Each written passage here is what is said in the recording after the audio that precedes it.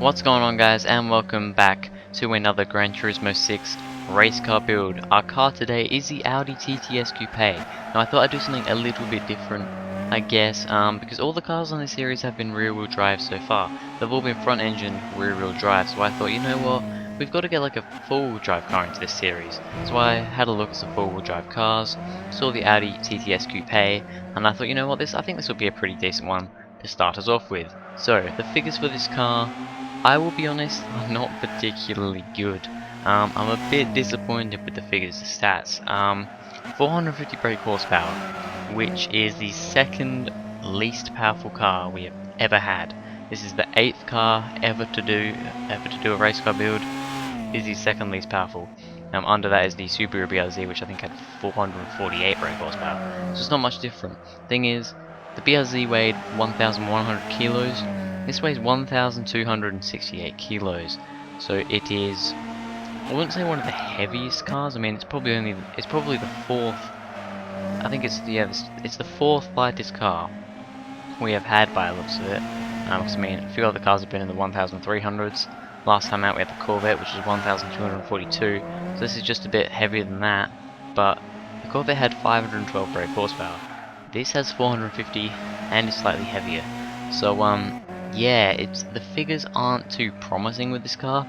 So after I'd upgraded this car, I was like, you know, I was a bit, how is this gonna go? Is this gonna be good? At first I thought, you know, maybe the figures aren't as good because, I don't know, maybe the four-wheel drive somehow helps the PP out a little bit. So, you know, when it's at 550 PP, maybe it doesn't need as much power and stuff. But I thought, you know, I don't know if that's really going to work out. Now, obviously, with this car being four-wheel drive, grip is not an issue. No, grip is not an issue. Is that? Yeah, that's the right thing I was supposed to say. For some reason, my brain went all just then. I don't know why. Yeah, this thing grips like crazy. You will pretty much. Well, I didn't get it stepping out at all throughout this. You will see under braking sometimes there is a bit of tire smoke. That is pretty normal with all the cars on this series. They've all done that, so that's nothing new. Just under braking, sometimes, you know, you brake and turn at the same time and it locks the wheels up a little bit. That has been happening with pretty much almost every car that we've had in this series, so that's nothing new. But a few of the other cars have been stepping out a little bit, which has been causing them a little bit of time possibly. Sometimes it actually helps out with it. With this car, there is no issues at all. You'll never step out unless you're absolutely crazy and you want to step out.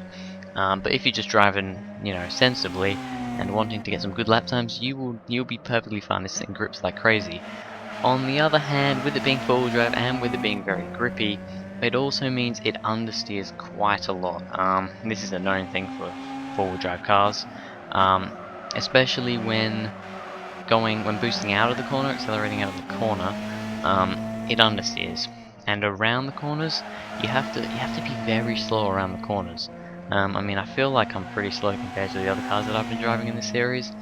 You just can't take the same corner speed. It's just something with four-wheel drive cars, and this one really doesn't do particularly well. And then, you know, down the straight, I mean, what's the fastest car we've had here so far? It was the Lotus Carlton, which did 138 miles an hour down the straight. The slowest car we've had up to this day would have been the Honda S2000, no, the Subaru BRZ S, which did 125 miles an hour. This only did 124 miles an hour down the straight. So yeah, I'm coming onto the fifth lap here, and I'm trying to push this car too hard. This is the first car that I've ever had where I've gone off the track. The first car in the series that I've gone off the track with. That just shows you, you know, the time that I got with this car was a very, very good lap. It was clean, it was good. I think it was actually lap 4, so the one you would have seen before this. That was the fast lap, may have even been lap 3. I do 5 laps if you don't know. But yeah, so yeah, the speed with this car wasn't good.